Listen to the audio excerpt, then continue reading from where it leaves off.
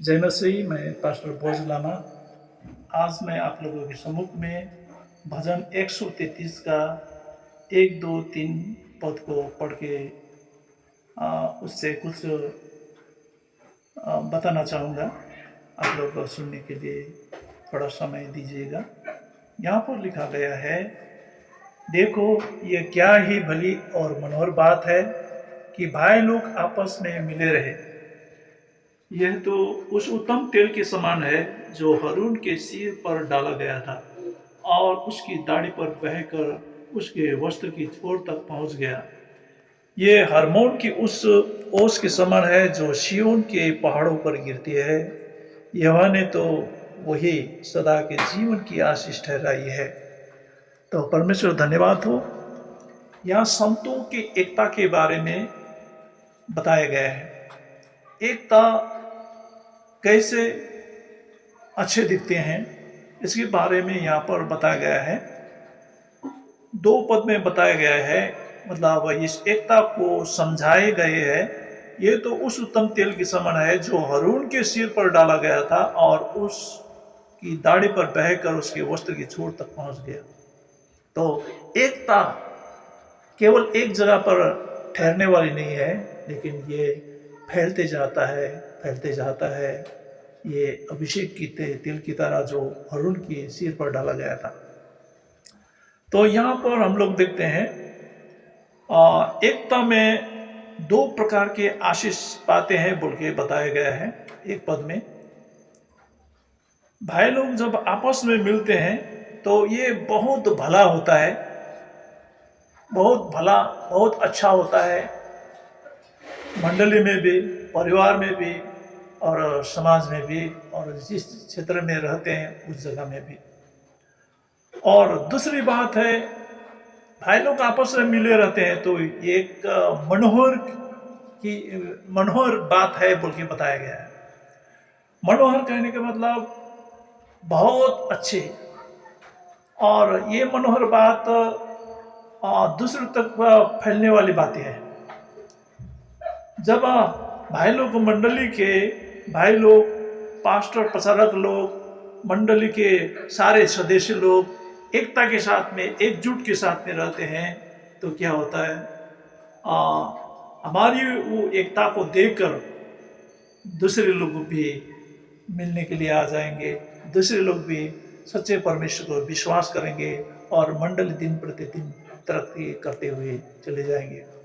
और इसको तोड़ने के लिए शैतान बहुत कोशिश करेंगे, लेकिन इन बातों को हम लोग को जानना है। एकता न टूटे उन बातों को। और फिर हम लोग देख सकते हैं एकता के बारे में जब बाइबल में देखते हैं अब्राहम और लूत के बारे में।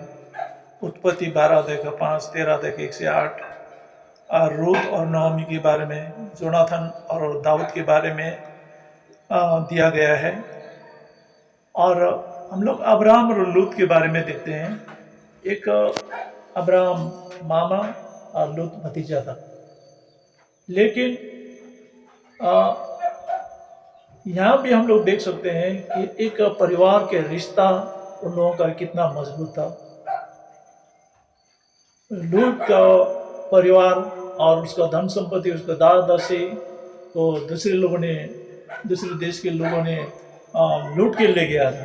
लेकिन अब्राहम ने अपना जितना भी दास लोग हैं उन लोगों को लेकर चला गया और फिर उन लोगों से युद्ध करके अपना भतीजा का मिसेस सबको, दास दासी सबको, और जितना भी भेड़ बकरी है लौटा के लेके आया। एकता में क्या होता है, जब हम लोग मंडली में रहते हैं तो मंडली कोई भी दूसरे लोग ले जा नहीं सकेगा। फसला के हो या किसी प्रकार के प्रलोभन दे के हो, आपका पास्टर ठीक नहीं है, आपका मंडली ठीक नहीं है कह के जो ले जाते हैं। यदि मंडली एकता के साथ में रहते हैं तो सब लोग डर जाएगा और कोई भी इस प्रकार से खुशी से ले जा नहीं सकेगा। हालेलुया। और फिर नहोमी और रूत के बारे में हम लोग देखते हैं धारावाहिक में, फिल्म में, सास बहू के बारे में हम लोग बहुत सारी कहानी देखते हैं। हमेशा लड़ते हुए दिखाते हैं, लेकिन बाइबल में रूत और नओमी के बारे में हम लोग देखते हैं, वो लोग कितना अच्छे से मिल के रहा है। और नओमी और रूत की तरह यदि मंडली और परिवार एकता के साथ में रहेंगे, मेल मिलाप के साथ में रहेंगे, तो परमेश्वर का उस प्रतिज्ञा का आशीष जैसे रूत को मिला था वैसे हम लोगों को भी मिलेगा। हालेलुया। जोनाथन और दाऊद एक राजा का बेटा था जोनाथन, और दाऊद एक साधारण भेड़ बकरी चराने वाले, लेकिन उन लोगों में जो दोस्ती एकता हुआ किसी ने अलग करने नहीं सका। हालेलुया। तो इसी प्रकार का एकता, मन की बातों को कहने वाले, छिपा के रखने वाले नहीं, एकता में मन की बातें, जो दाऊद को मारने के लिए जोनाथन का पिताजी ने जो षड्यंत्र किया था वो सारे बात बता देता था। तो ऐसी बातें एकता में आने चाहिए। और फिर हम लोग देखते हैं प्राचीन कलीसिया के बारे में, पहला कुरिन्थी 6:1-8 में देखते हैं, प्राचीन मंडली भी एकता में, प्रार्थना में, संगति में, आराधना में, सुसमाचार सुनाने में, प्रभु की महिमा के लिए हमेशा एक रहता था। हर एक झूठे शिक्षा के खिलाफ में आगे बढ़ने के लिए, झूठे शिक्षा को रोकने के लिए वो लोग एक था। इसी प्रकार का एकता आज हम लोग के जीवन में होना चाहिए। जब एकता हमारे जीवन में होता है तो वो अभिषेक का तेल जो हरमोन के पहाड़ पर गिरते थे, जो हमेशा पानी बरसा हुआ जैसा हमेशा उस जगह का जमीन भिजा हुआ होता था। एकता में जब हम लोग रहते हैं तो परमेश्वर को वचन जो सेवा संगति में बोए जाते हैं, प्रचार किए जाते हैं, वो हमारे दिल में लगता है और वो वचन के अनुसार हम लोग बढ़ सकते हैं। एकता में नहीं है तो वचन जितना भी प्रचार करे तो क्या है, उस वचन के अनुसार चलेगा नहीं। लेकिन हम लोग मंडल में एकता के साथ में गठे रहेंगे, प्रेम से रहेंगे, तो परमेश्वर का वचन भी ध्यान से सुनेगा और उस वचन के अनुसार चलने लगेंगे। हालेलुया। और यहाँ पर बताया गया है परमेश्वर ने एकता में आशीष दिया गया है बोल के बताया गया है।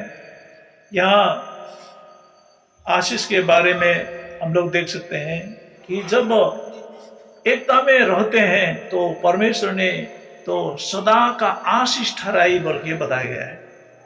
यदि आज हम लोग आशीष पाना चाहते हैं तो हम लोग एकता में रहना चाहिए, मेल मिलाप के साथ में रहना चाहिए, प्रेम में रहना चाहिए, तब हर मंडली में परमेश्वर के आशीष लग जाएंगे।